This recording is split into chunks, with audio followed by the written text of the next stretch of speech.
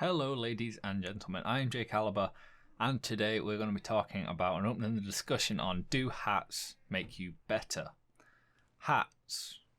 Ever since Valve added the original 9 hats to TF2 back in 2009 as part of the Spy vs Sniper update, we as the TF2 community have been obsessed with them. More obsessed with hats than we've actually been with gameplay in a lot of instances.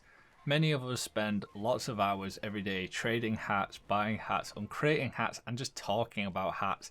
I even have entire sections of my Discord just dedicated to showing your hats off, talking about hats, talking about trading hats, the whole thing. But the real question is, do hats make you better at TF2? Now, most of you will go, no, hell no. How the frick could a cosmetic item make you better at a game? It's not the point of a cosmetic item, but I would say there is a flip side to this, where hats make the game more difficult and make people respond differently to you, and they can make it easier in other senses. We'll get into this. So, hats are a beautiful thing. They tell you a lot about a person. They can tell you if someone's a memer, some sort of YouTuber wannabe, or a hardcore madman with mental money invested in the game. If you go into a typical casual server and you don't have any hats, you'll be treated like a free-to-play, average person, and folk won't have very high expectations of you. Whereas, if you roll up to that same casual server with your Scorching Flames Baker Boy and your Lime Green Fast Learner, other players are going to pay extra attention to you and probably be a bit more wary and focusy when it comes to you. Because you are actually putting quite bright, colourful, a fire, you're putting stuff on your character that will make them stand out. Now, on the flip side of this, your team are probably going to ignore anything you put in chat if you don't have some sort of fancy gear. If you haven't had the chance to rock to the top of the scoreboard yet, if you want your team to push a choke point with you and you're sat there rocking the stock cosmetics, it's going to be pretty rare that the others are going to follow through with it. You're there like, hey guys, blah, blah, blah, come on, follow me. I'm going to do this. Let's push this choke now. They're going to go, nah, there's a dude over here with orbiting planets, effects, hat. We're going to follow him. It just makes sense. If you have a full cosmetic set with sick painted gear, fancy effects, and all the shit, all the gubbins, and you go into chat telling the goons to get their shit together and push with you, then you'll probably have a few people pushing with you. Maybe you can even convince people to go medic when they were playing the 11th spy, pushing up with you, not even questioning it. Just because they look at you and go, damn, my G, this guy got that fresh loadout. He must know what he's doing. He's spent money, which means he must have spent time in the game. He must know that pushing this right here, right now, is the right thing to do.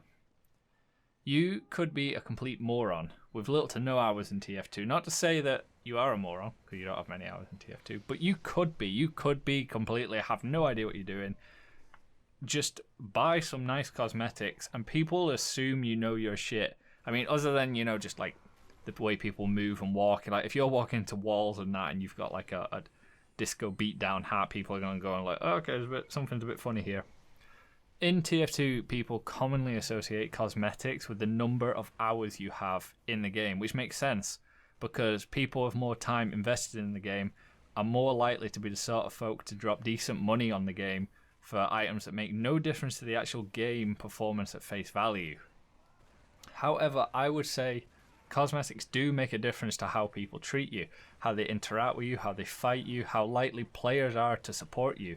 You go heavy in a casual server, that an unusual, even cheat ones, and see if the medics are going to be willing to crit or uber you over the dude that's got flames rotating around his head.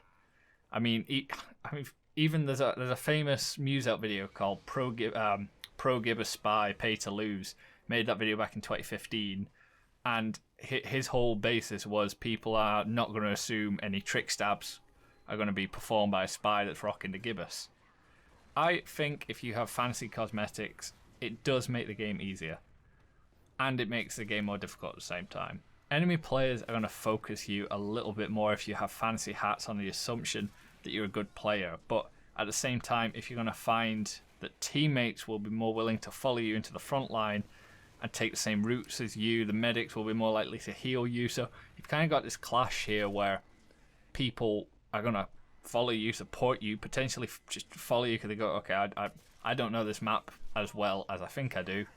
I'm going to follow him. You'll even get people that have little to no experience in TF2 probably looking at you and going, oh, he's got like even like lightning coming out of his skull. That dude must know his shit. I'm going to follow him.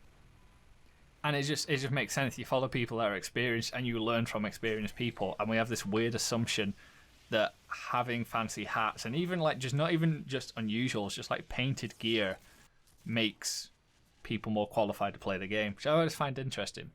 This is a topic I find fascinating about the TF2 community, and it's something we have developed that isn't as big as it is in other games, because in other games you don't have the vast level of customization of characters that we do.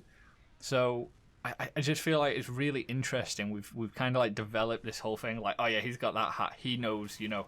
It doesn't even have to be like a super like deluxe hat. I mean, there's like timed exclusive hats that we have now where you'd look at that in a server and you go, oh my god, this guy's an OG, he knows what he's doing. So what I want you to do is I want you to share your thoughts in the comments down below and tell me what you think. Do you think hats in TF2 make the game more difficult? Do they make it easier? Do you think there is an argument for taking your hats off every now and then? I mean, I know from this point on now for a little bit I'm going to take all of my cosmetic items off and just take all of my weapon skins off, and just, I've got like duplicates of things. I'm just going to run stock everything and then see if I surprise some folk. You probably find that you'd get kicked from a couple of games on the assumption that you're a hacker. But I want you to tell me what you think, because I find this topic fascinating. This week's shout out goes to Sammy Sam for subscribing. Thank you for subscribing, my G. Consider checking out my Twitch, where I'm live 5 days a week at the moment. Absolutely loving Twitch. My Discord, where I'm heavily active. My Twitter, where I'm far too active, are all linked in the description below. I have been J Caliber. Adios.